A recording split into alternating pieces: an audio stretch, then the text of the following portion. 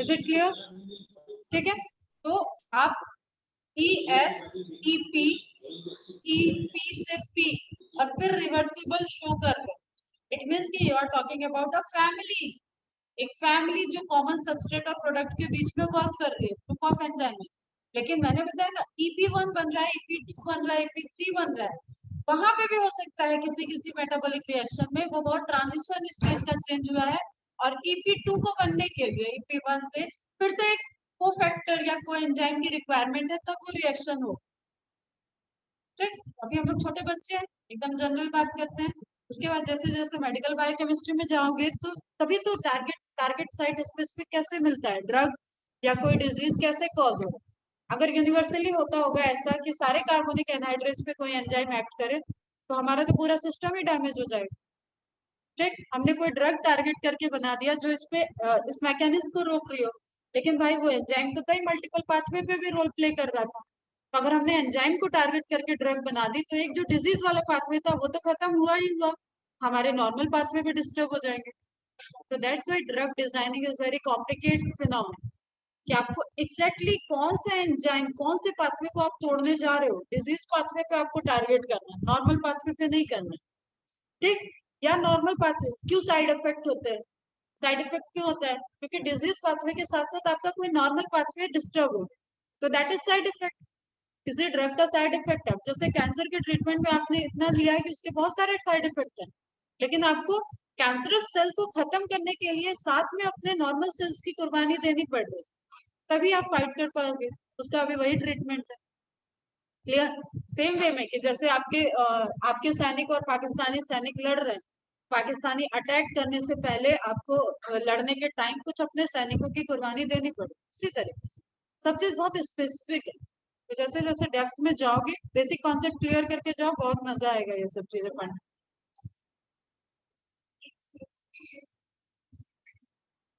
एक रिएक्शन जो बोल रही हो दैट इज एक रिएक्शन।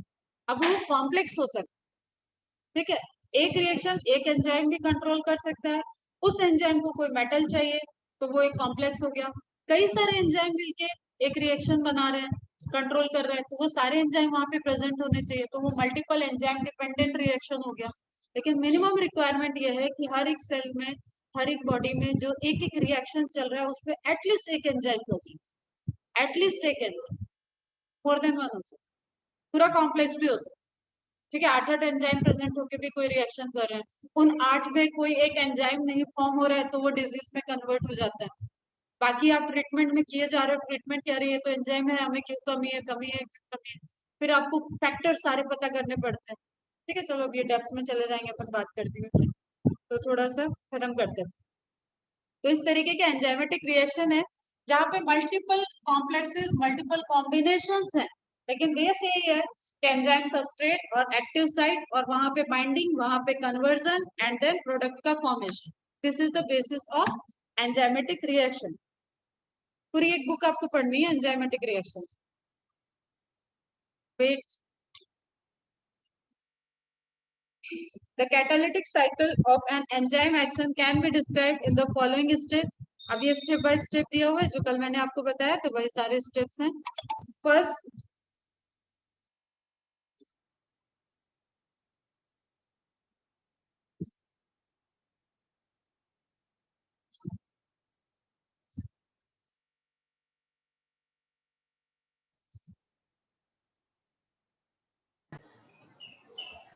ऐड कर दिया इसे।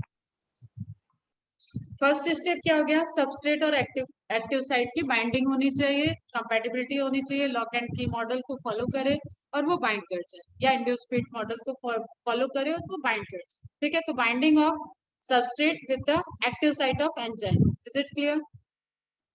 Next step, the binding of substrate induces the enzyme to alter its shape. Induced model को ये दिखा रहा है, ठीक है, उसने अल्टर किया शेप को, fitting more tightly around the substrate, और उसने क्या किया, मोर टाइटली फिट कर लिया सबस्ट्रेट को, एंजाइम सबस्ट्रेट ने अपने आप को एंजाइम के अंदर। The active site of enzyme now in close proximity मतलब बहुत क्लोजली दोनों रिलेट होकर रिएक्शन करने के, of the substrate breaks the chemical bond. अब ये बेटे छोटी सी लाइन नहीं है, कौन सी बॉन्ड ब्रेक हो रही है, क्या चेंज होगा सबस्ट्रेट में, दिस इज अनदर साइंस, पूरी साइंसेस के अंदर। और वी आर वेरी लकी कि इस तरीके की स्टडी हो चुकी है, तब तो हम इतने सारे ड्रग्स बना पाए। एक छोटी सी टैबलेट हम लोग खाते हैं और उससे हमारा थायराइड कंट्रोल है, एक छोटी सी टैबलेट खा रहे हैं हम लोग, उससे हमारा फीवर उतर जा रहा है, एक छोटी सी टैबलेट खा रहे हैं उससे हम लोग बैक्टीरिया से लड़ पा रहे हैं। तो that is very precise manner of science में ये चीजें आ चुकी हैं कि आपको ये टारगेट साइट और ये जो अभी आपकी स्टार्टिंग हुई है ना इन सब फिजियोलॉजी को समझने की, उसके बियॉन्ड इसमें जो मल्टीपल, हम कभी आप लोग वैसे फुर्सत के टाइम में बायोइन्फॉर्मेटिक के पाथवे वगैरह की साइट ओपन करके दिखाएंगे, तो इतने मल्टीपल पाथवे हैं कि ये तुम्हें लिंक नहीं समझ में आएगा कि किधर से किधर रिएक्शन चल रहा है, लेकिन बहुत प्रिसाइज मैनर में एक एक को पकड़ के स्टडी हो रखी है किसी डिजीज को समझने के लिए।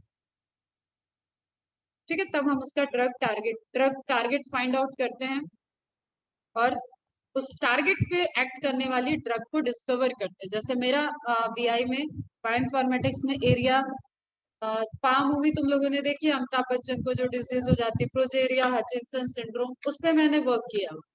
तो मैंने फाइंड आउट किया है कि वो सिम्टम्स जो हैं, उस फाइंडिंग में मैंने नए टारगेट साइट ऐड हो बेटा, जितने वेटिंग रूम में थे सब ऐड है, मैंने इनेबल भी कर रखा है, बाहर भी जाओ अंदर आते रहो, कोई पूछ नहीं रहा। ठीक है, तो जितना भी उसमें आप जब ड्रग देते हो ना, क्योंकि वो न्यूरो डिजीज है, आपकी कार्डियो डिजीज है, सारे सिम्टम उसमें दिखेंगे सब, आप किस तरीके से ड्रग दो कि वो क्योर हो, उसका कोई इलाज अभी तक है नहीं। तो रिलेटिवली साइड इफेक्ट को कम करने वाले टारगेट मैंने वहां पे सर्च करके दिए हैं, पब्लिकेशन में वो गए हैं। अब मैं अगर आगे वर्क करना चाहूँ किसी वेट लैब के साथ कोलैबोरेट करके, मैं वहां पे ड्रग डिजाइनिंग पे वर्क करना चाहूँ, तो वो डायरेक्ट टारगेट मैंने जो दिए हैं 100 में से हो सकता है कोई जो प्रोमिनेंट टॉप 10 टारगेट है उनमें से प्रोमिनेंट 2 से 3 टारगेट पे स्टडी की जाए, तो हो सकता है एक ऐसा ड्रग टारगेट और एक ऐसी नई ड्रग डिस्कवरी हो जाए। ठीक है, क्योंकि बायोइन्फॉर्मेटिक्स क्या करता है, विदाउट यूजिंग एनी सैंपल, कोई सैंपल नहीं यूज कर रहे हैं, कोई हम लोग लिविंग ऑर्गेनिज्म नहीं यूज कर रहे हैं, just computational data software use करके हम एल्गो के बेसिस पे प्रिडिक्ट करके, जो प्रीवियस स्टडी से डेटा हम लोग को मिला हुआ है उस पर हम कुछ सॉफ्टवेयर चला के हम प्रिडिक्ट कर रहे हैं कि ये साइट ऐसी हो गई है जो अब एंटीबायोटिक रेजिस्टेंस हो चुका है, कई बैक्टीरिया रेजिस्टेंस हो चुके हैं एंटीबायोटिक के, तो इसका ऑप्शन हम दे देंगे कि ये प्रोडक्ट, ये अब 10 टारगेट हो गए, इनमें से आप किसी को टारगेट करके अगर ड्रग डिजाइन करें, क्योंकि ड्रग डिजाइनिंग के लिए अगेन बाइंडिंग चाहिए। ड्रग एक रिसेप्टर पे जाके बाइंड करेगा, एक प्रोटीन के मैकेनिज्म को जब तोड़ेगा, अलग अलग लेवल पे, कोई न्यूक्लियस ट्रांसक्रिप्शन पे वर्क कर रहा है, कोई ट्रांसलेशन पे वर्क कर रहा है, कोई गॉल्जी के टाइम में मैचुरेशन पे वर्क कर रहा है, कोई मैचुरेशन के बाद ट्रांसपोर्टेशन पे वर्क कर रहा है, कोई मेम्ब्रेन पे वर्क कर रहा है, तो डिफरेंट टाइप का मोड ऑफ एक्शन है ड्रग्स का। क्लियर बच्चों? तो it should be very specific. आप जब ड्रग डिजाइनिंग करते हो तो बहुत स्पेसिफिक होना चाहिए, जितनी स्पेसिफिक ड्रग उतना कम साइड इफेक्ट माना जाए। ठीक है, तो मल्टीपल पाथवे आपस में इंटरकनेक्टेड चल रहे हैं। The active site of the enzyme, now in close proximity of the substrate, breaks the chemical bonds of the substrate and the new enzyme product complex is formed. The enzyme releases the product of the reaction and the free enzyme is ready to bind to another molecule of the substrate and run through the catalytic cycle once again. कल से ये कहानी चल रही है और मैं इसकी तुम्हें आगे का भी एक व्यू दे रही हूँ कि दैट इज वेरी इंपॉर्टेंट। तो आपको काइनेमेटिक्स में पढ़ाऊं उसके पहले ये सारी चीजें क्लियर होनी चाहिए, अदरवाइज ग्राफ पे ग्राफ आ जाएंगे, 4-5 ग्राफ, कल का लेक्चर अपना ग्राफिकल बेस्ड होगा, तो उससे पहले ये सारी चीजें आज पढ़ के आओ। फैक्टर अफेक्टिंग एंजाइमेटिक एक्टिविटी, चलो अब यहाँ से हम एनसीईआरटी के बाहर आ जाते हैं।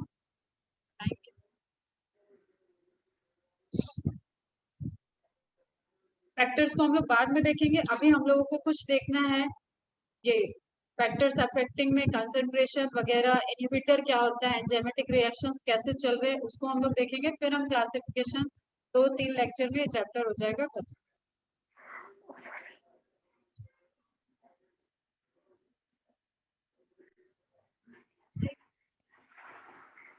ES and EP both are transitional state, दोनों आएगा तो बोथ भी आएगा सर, और दोनों में एक ही को चुनना है, तो सबसे पहले ट्रांजिशन स्टेट तो enzyme substrate, enzyme substrate is transitional state, तभी वो प्रोडक्ट में बन रहा है। दोनों में से एक चुनना है, मतलब प्रोडक्ट को, जैसे इसने थ्योरी में गायब कर दिया EP को, और रिएक्शन में दिया हुआ और एक जगह लास्ट वाले पैराग्राफ में आ गया था ईपी कॉम्प्लेक्स बन, ठीक है।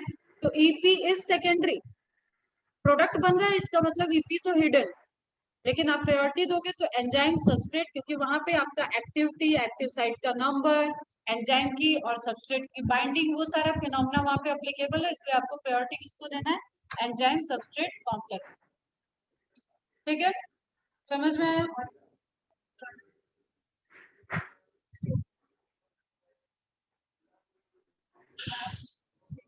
हाँ, अगर देखो स्टेबल हो जाएगा तो एंजाइम कभी फ्री नहीं होगा और प्रोडक्ट कभी फ्री नहीं होगा अपने काम करने के लिए, इसलिए वो स्ट्रक्चर कैसा होना चाहिए, अनस्टेबल होना चाहिए। कोई चीज अनस्टेबल होगी तो स्टेबिलिटी की तरफ मूव करेगी, समझ में आ रहा है। हमेशा एक ग्रेडियंट होना चाहिए, लाइफ में भी ग्रेडियंट होना चाहिए, कोई आप अचीव करना चाहते हो, एक आप लोअर कंसंट्रेशन से हायर कंसंट्रेशन की तरफ मूव करना चाहते हो, ठीक है। आप कुछ एनर्जी, जैसे आप यहाँ पे नॉलेज के लिए बैठे हो तो आपके पास वो कमी है तब आप यहाँ बैठे हो, ठीक है। आप जब एमबीबीएस करोगे तो कुछ और चीजें आपको सीखनी है, फिर आपको प्रैक्टिकल करना है, फिर आप जब एक्चुअली में ओथ लेके पूरा आप आ जाओगे, डॉक्टर बन जाओगे, तो आपको वहां उससे पहले ही प्रैक्टिस में लिविंग ऑर्गेनिज्म से आप डील कर लोगे। वेटनरी डॉक्टर होगा तो वो एनिमल से डील किया होगा, ठीक है, ह्यूमन डॉक्टर है तो डील करेगा। इट मीन्स कि आपको वो चीज करनी है, लेकिन स्टेप बाय स्टेप, वो नहीं आता था इसलिए वो सीख रहे हो, तो हमेशा एक रेडी। उसी तरीके से क्या है, क्या बात क्या चल रही, क्या पूछे तो मनाली।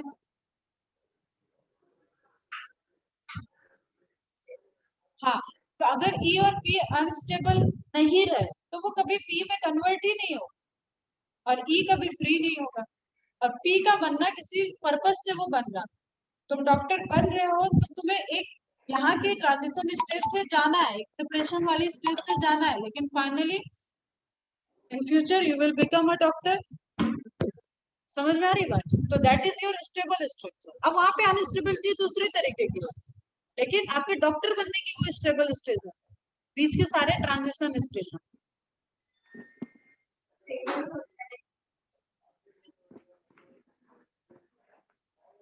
प्रोडक्ट स्टेबल ही तब होगा जब वो ई को छोड़े,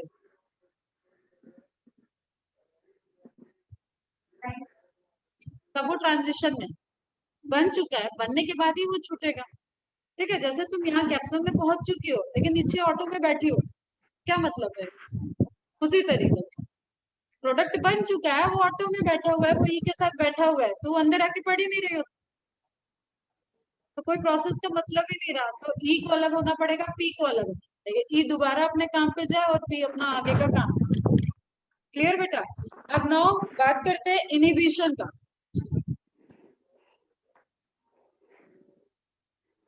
कॉन्सेप्ट आज देख लो, सबके ग्राफ कल हम लोग बात करेंगे, और कल पूरे ग्राफ ग्राफ का चलेगा, तो ये सारी चीज समझ के आना, टर्नओवर नंबर कैसे बाइंडिंग हो रही है, कैसे वेलोसिटी इंक्रीज होगी, ये सब चीज आज रिवाइज करके आना। कॉम्पिटिटिव इनहिबिशन, कॉम्पिटिटिव मीन्स किसके साथ कंपटीशन कर दिया, सबस्ट्रेट के साथ। अगर अभी फंडामेंटल क्लियर है तो ये छोटी छोटी बातें माइंड में सेट हो जाएंगी। इट मीन्स कि एंजाइम कॉमन है, सबस्ट्रेट का डुप्लीकेट आ चुका है, ठीक है, तो वो कॉम्पिटिटिव इनहिबिशन कर रहा है कि हम बाइंड करेंगे, हम बाइंड करेंगे। अब कंसंट्रेशन जिसका ज्यादा, एस का कंसंट्रेशन 100 है, इनहिबिटर को आई से डिनोट कर देते हैं, आई का कंसंट्रेशन 200 है, किसके चांसेस ज्यादा है, प्रोबेबिलिटी किसकी है बाइंडिंग की ज्यादा। अब अटेंटिव हो जाओ थोड़ा, हो गई एनसीईआरटी खत्म, किसकी किसकी पॉसिबिलिटी यहाँ पे ज्यादा है बाइंड करने की, बोलो बोलो।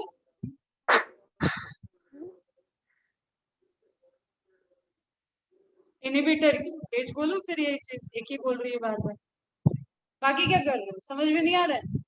इनहिबिटर वो हो गया जो सबस्ट्रेट का डुप्लीकेट है। अभी टाइप्स ऑफ इनहिबिटर देखेंगे, उसमें पहला आ गया कॉम्पिटिटिव इनहिबिटर। कॉम्पिटिटिव मतलब जो दिखने में एकदम उसके जैसा, एकदम पूरा प्रॉपर डुप्लीकेट है, एंजाइम को पूरे अच्छे तरीके से कंफ्यूज कर सकते हैं, सबस्ट्रेट की जगह बाइंड कर दिया, प्रोसेस कुछ मतलब नहीं होगी, टाइम बर्बाद होगा, एनर्जी बर्बाद होगी, सेल के अंदर प्रोडक्ट बनेगा ही। अब कंसेंट्रेशन डिपेंडेंट हो गया, सबस्ट्रेट का कंसेंट्रेशन हाई है, जस्ट यहाँ 100 है, प्रोबेबिलिटी इसके भी बाइंड होने की है, इसके भी बाइंड होने की है, किसके साथ एंजाइम ने बाइंड किया, ज्यादा किसकी है, आई की। इस पे ग्राफ देखेंगे फिर, ठीक है, समझ में आ रहा है। तो competitive inhibition, some substance that is known as inhibitor have structural similarity. Point है यहाँ पे स्ट्रक्चरल सिमिलरिटी, स्ट्रक्चरली वो एक जैसे हो, केमिकल कंपोजिशन उनका अलग हो सकता है। Is it clear?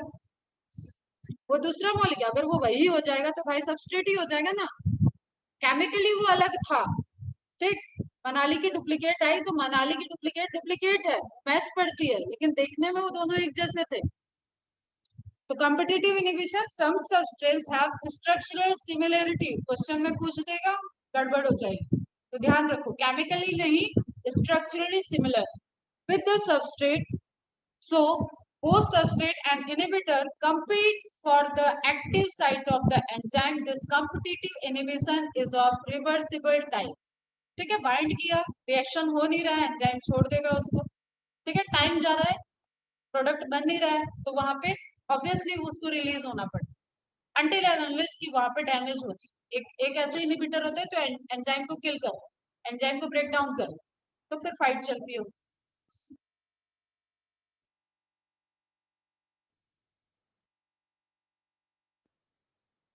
भाई कोई रिएक्शन नहीं होगा, बस उसने जगह ले ली, उसको कैप्शन आना ही नहीं था, लेकिन वो फालतू कैप्शन के स्टूडेंट्स को वही वेट करा दिया और बैठ के दूसरे स्टूडेंट्स यहाँ आके नीचे टाइम पास कर रहे हैं। एक एंजाइम की जर्नी का कोई मतलब नहीं, वो ऑटो का आने का कोई मतलब नहीं है, वो वैन को आने का कोई मतलब मीनिंगफुल नहीं निकला, कोई पर्पस नहीं, ठीक है। अब जैसे एग्जांपल देखो, फिगर बेस्ड एग्जांपल ऑटो का समझ में आ गया तो वो कभी भूलोगे नहीं, फिगर बेस्ड भी देखो। तो स्ट्रक्चरली ये दोनों के स्ट्रक्चर में ये जो टिप दिख रहा है ये एक जैसा है, क्लियर।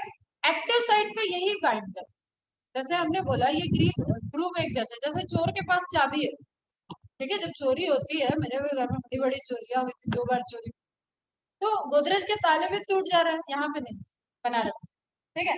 तो जब इसको तोड़ रहा है तो वो मेरे घर की चाबी तो उसने यूज नहीं की थी, इट मीन्स कि उसके पास इसका अल्टरनेटिव था।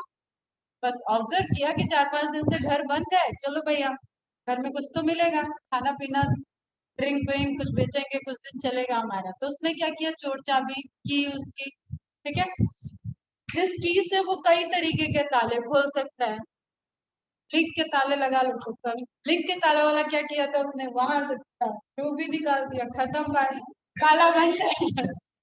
क्योंकि घर हम लोग का बंद था 3-4 दिन से, काफी 1 हफ्ते से बंद चल, तो लिंक वाले ताले को उसने तोड़ दिया, पूरा काट के ही, ताले सहित बाहर, डोर में ही नहीं है आपका आपका ताला, तो लिंक ताला क्या काम करेगा, ठीक है। तो जस्ट उसी तरीके से आपकी लॉक है, आपकी की है, आपकी एंजाइम, वो की अलग अलग एक तरीके के लॉक में जा सकती है, ठीक है, ग्रुप उसके पास है।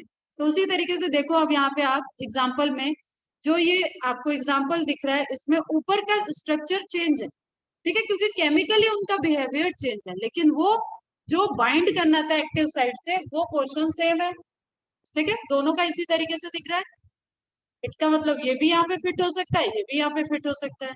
Is it clear?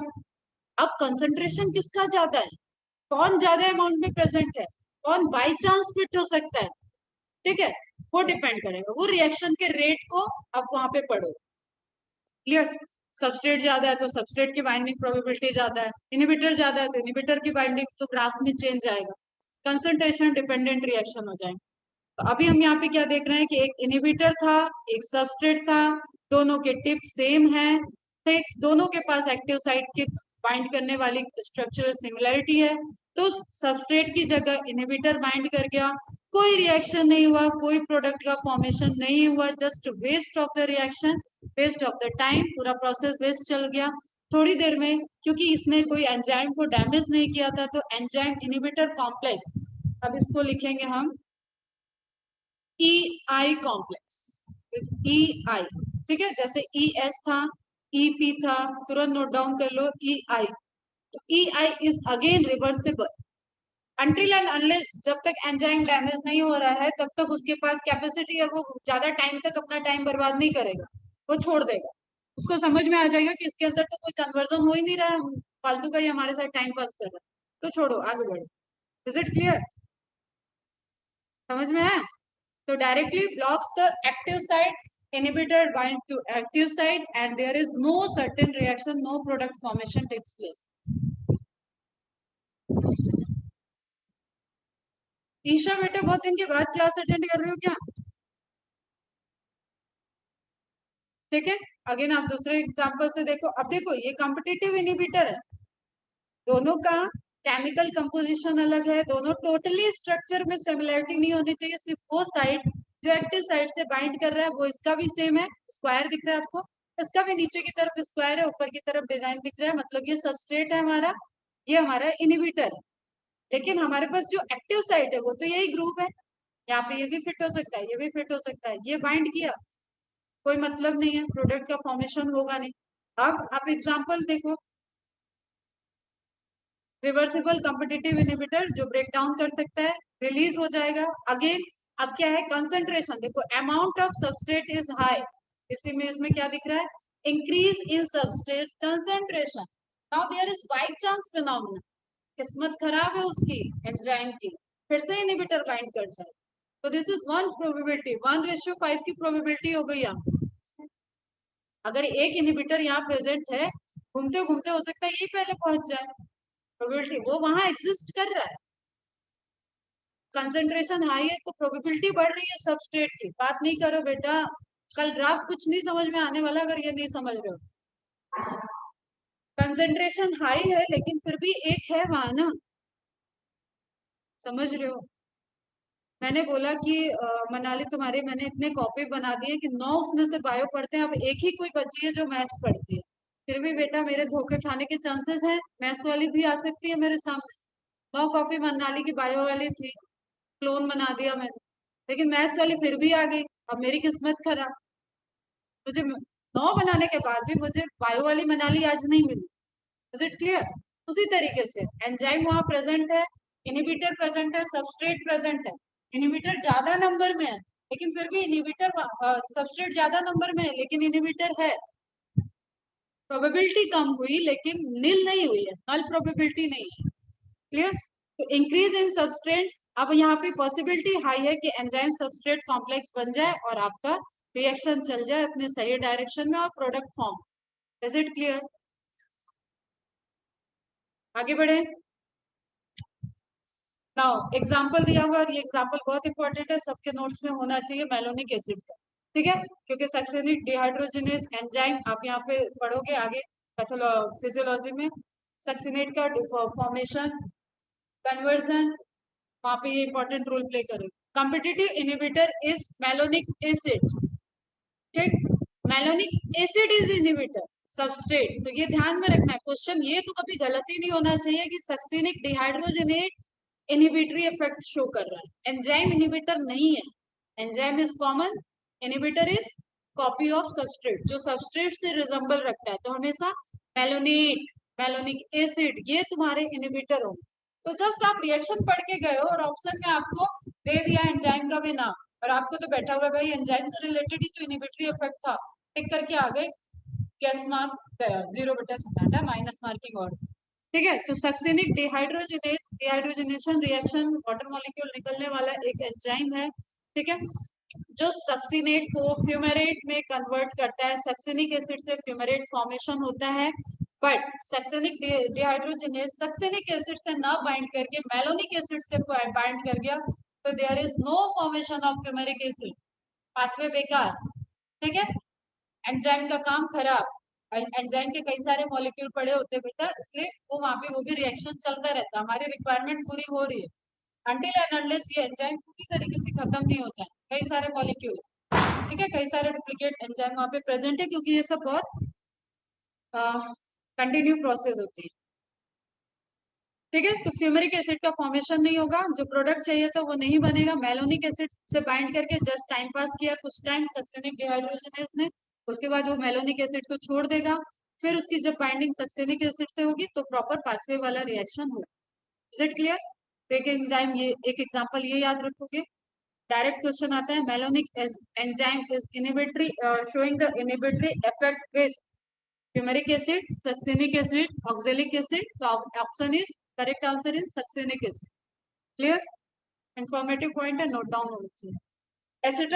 Acetazolamide inhibit the activity of carbonic anhydrase enzyme. कल ही मैंने बताया बहुत अच्छा एंजाइम है, बहुत इसको कंटिन्यू वर्क करना है, ठीक है। सबसे ज्यादा टर्नओवर नंबर वाला एंजाइम है, लेकिन इसकी एक्टिविटी को भी लो करने के लिए वहां पे इनहिबिटर्स प्रेजेंट है बॉडी के अंदर। क्लियर? तो acetazolamide is inhibitory substrate. Inhibitory मतलब कार्बन के साथ बाइंड करने, वाटर के साथ रिएक्शन करने के जगह कार्बोनिक एनहाइड्रेज ने क्या कर दिया, एसिटाजोलामाइड को बाइंड अप कर लिया। क्लियर? तो उस केस में भी कार्बोनिक एसिड का फॉर्मेशन नहीं होगा। या अगर आप रिवर्सिबल रिएक्शन की बात कर रहे हैं तो रिवर्सिबल रिएक्शन नहीं होगा, कार्बोनिक एसिड ब्रेक डाउन नहीं, ठीक। तो टॉक्सिसिटी बॉडी में बढ़ती है। तो this is one of the disease related information भी है।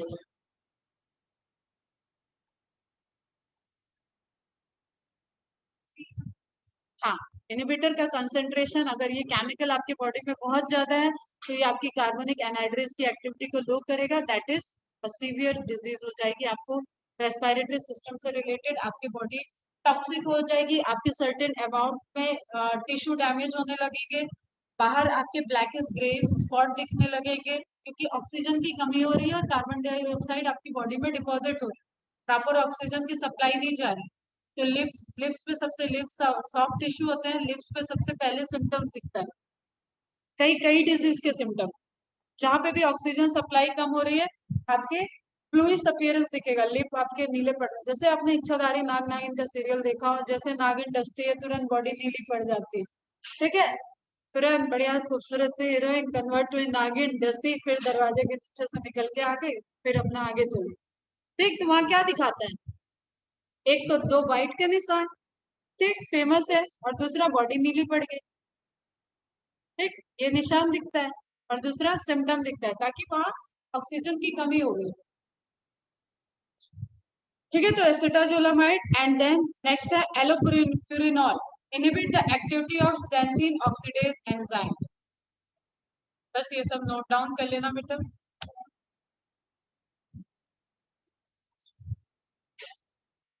मल्टीपल इनहिबिटर्स भी होते हैं ऐसे, हाँ, मल्टीपल इनहिबिटर भी होते हैं, मल्टीपल एंजाइम एक टाइम में कई सबस्ट्रेट से भी बाइंड कर सकता है, क्योंकि एंजाइम के पास there are number of active site, एक टाइम में हो सकता है वो कई दूसरे सबस्ट्रेट से भी बाइंड कर रखा है, एक एंजाइम दो रिएक्शन चला रहा हो, ऐसे भी अपने पास काबिल एंजाइम।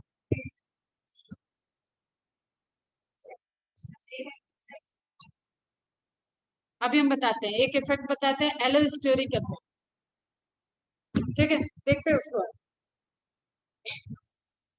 यहाँ तक क्लियर है? थोड़ा सा पेशेंस रखो, ठीक है, क्योंकि आधे क्लास में तो मैंने रिवीजन ही कराया, काम की चीज यहाँ इनहिबिटर से ही स्टार्ट हुई है, बाकी सब पहले का पढ़ा रखा हूँ। The competitive inhibitor from enzyme form enzyme inhibitor complex and inhibit the enzyme for acting on proper substrate. इतना कॉन्सेप्ट क्लियर है? Competitive inhibition is important in that it provides, अब देखो इस चीज को हमेशा नेगेटिवली नहीं हो सकता, अगर ये किसी डिजीज का एंजाइम किसी डिजीज को कॉज कर रहा है तो ये इनहिबिटर आपका ड्रग हो गया। समझो इस चीज को, फिर से हम लेंगे थोड़ा सा तुम्हें बियॉन्ड सोचने वाली चीज में, कि आप एक रिएक्शन चल रहा है जिससे डिजीज हो रहा था और वो एंजाइमेटिक रिएक्शन है, अब आपने एक ऐसा ड्रग बनाया जो डिजीज को कॉज करने के लिए सबस्ट्रेट एंजाइम जो चल रहा था रिएक्शन उसमें सबस्ट्रेट की जगह बाइंड कर गया, तो this inhibitory effect is also acceptable in medicinal drug designing, ठीक है, ताकि आप एंजाइम सबस्ट्रेट रिएक्शन को न चलने दें। आपका वो प्रोडक्ट काम का नहीं था, वो हार्मफुल प्रोडक्ट बन रहा था, क्लियर, तो आपने ड्रग से उस रिएक्शन को रोक दिया, तो इनहिबिटरी इफेक्ट नेगेटिव रिएक्शन में वो पॉजिटिव वर्क कर गया। Is it clear? It provide evidence for the lock and key hypothesis of enzyme reaction, जो इसको प्रायोरिटी दी गई है उसमें भी कॉम्पिटिटिव इनहिबिशन, क्योंकि ये स्ट्रक्चर बेस्ड है, ठीक है, इंड्यूस नहीं कर रहा है, स्ट्रक्चरली वो बाइंड कर रहा है और चेंज शेप को चेंज ना करने की जगह वो एंजाइम से जाके फिट हो गया, तो that is again the evidence of lock and key hypothesis.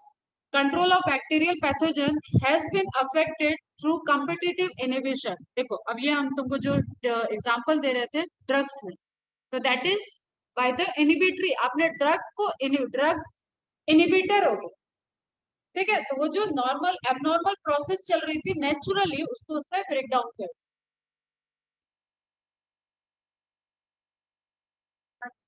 तो कंसंट्रेशन, इसमें तो ड्रग का कंसंट्रेशन होता है, कंसंट्रेशन कितना जा रहा है, जब कंसंट्रेशन, वही ड्रग, इसलिए ड्रग की कंसंट्रेशन डिफरेंट डिफरेंट कंसंट्रेशन की होती है। इस कंसंट्रेशन की ड्रग बच्चों में अफेक्टेड होगी, इस कंसंट्रेशन की ड्रग बड़ों में अफेक्टेड। ठीक है, और इतने अमाउंट में बॉडी में जाएगा तभी वो वर्क करेगा, नहीं तो वो सबस्ट्रेट के साथ कॉम्पिटिट नहीं कर पाएगा। बेटा क्या बातें हो रही हैं, सुन रहे हो तुम लोग, क्या बोल रहे हैं? जब इधर बेंचेस खाली है तो वहां किनारे क्यों बैठे? यश, ऑनलाइन देख रहे हो क्या? वो तो नहीं वैसे हम, पता चले ईशा ही लिख के एंटर कर सकते। Control of bacterial pathogen has been affected through competitive inhibition.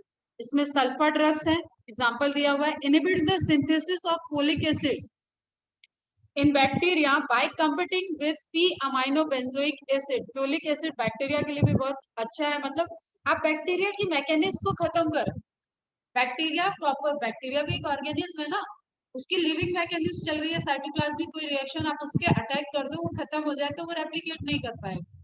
ये बोलने में इजी लगता है, ये इतना इजी होता है नहीं तो हम सारी चीज के सारे डिजीज के सब ड्रग आ जाते। ठीक, तो एक सल्फर ड्रग्स की कैटेगरी है जो कि इनहिबिट कर रही है synthesis of folic acid in bacteria bye competing. अब किसके साथ कंपीटिंग कर रहा है, ये क्वेश्चन है, और ये बाउंसर क्वेश्चन अगर आपके नोट्स में नहीं है तो ये आपको कहीं पे दोबारा मिलेंगे भी। प्रीवियस ईयर के क्वेश्चन आए हुए क्वेश्चन हैं, एम्स वगैरह में पूछे हुए क्वेश्चन है, तो just note it down. Sulphur drugs inhibit the synthesis of folic acid in bacteria, bacteria में कर रहा है, इट मींस कि बैक्टीरिया को खत्म करने जा रहा है, तो ये हमारे लिए क्या हो गया, ड्रग। हमारे सेल को इसमें कोई नुकसान नहीं पहुंचा, इसका target site bacterial folic acid. by competing with p-amino benzoic acid, this is again your question for the active site of enzyme. Substrate analogs are not metabolized by enzyme। substrate analog जो substrate के जैसे दिख रहे हैं वो metabolic reactions में metabolize नहीं होंगे, just waste of the time है, रोक रहे हैं, और ड्रग के केस में वो नेचुरली जो डिजीज पाथवे चल रहा था उसको उन्होंने तोड़। Is it clear? competitive inhibitor increase km but it has no effect on vmax। तो ये हम लोग कल जब ग्राफ समझ लेंगे vmax क्या होता है, km क्या होता है, तब हम यहाँ पे डिस्कस करें।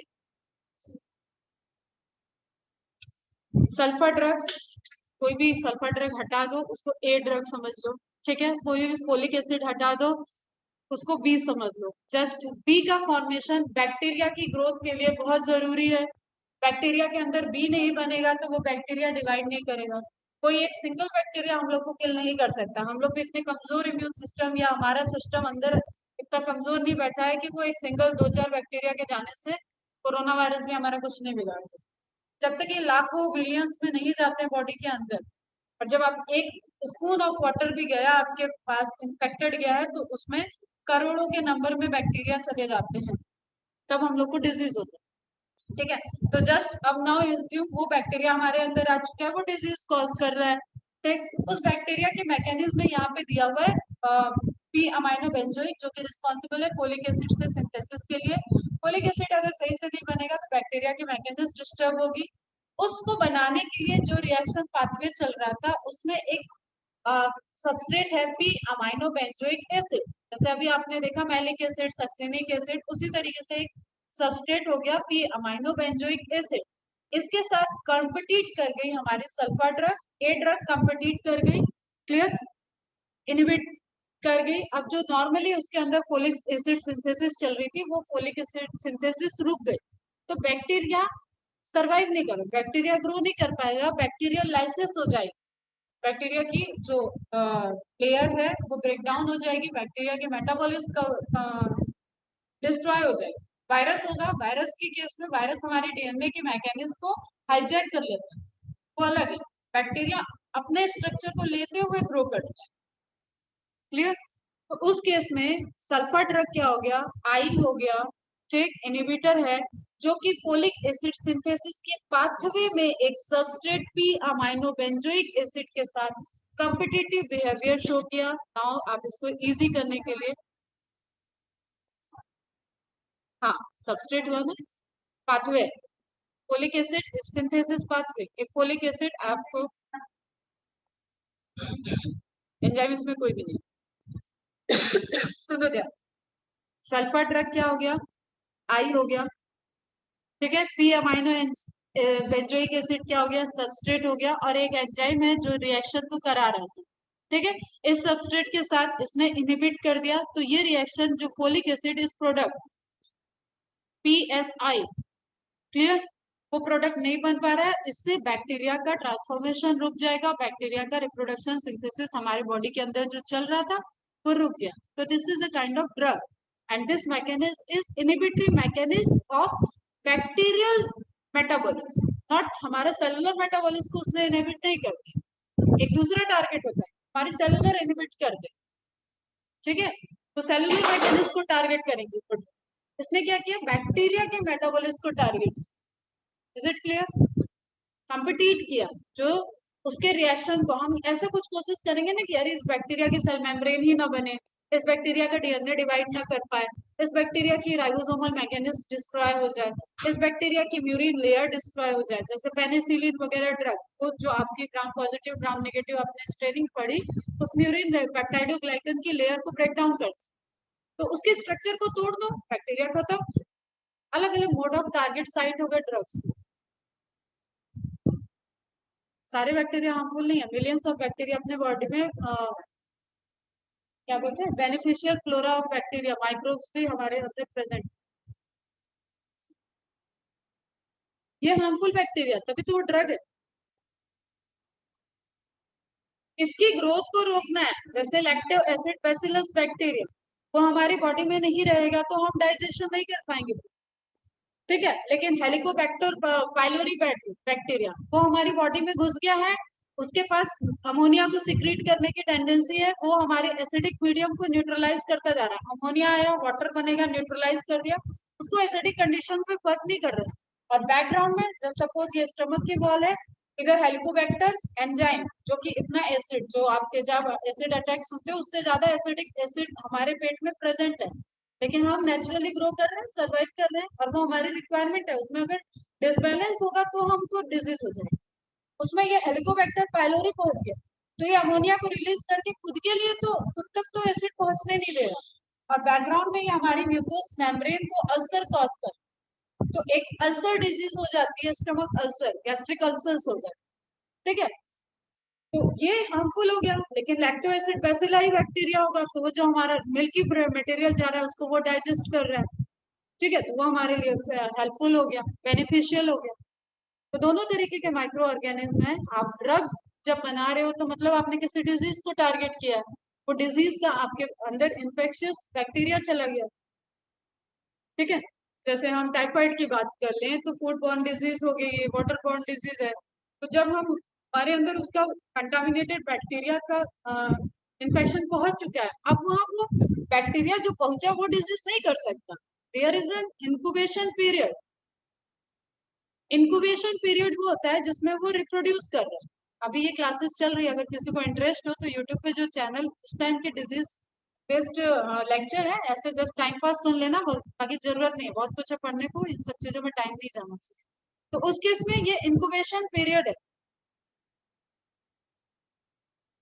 लेक्चर ओवर होने वाला है,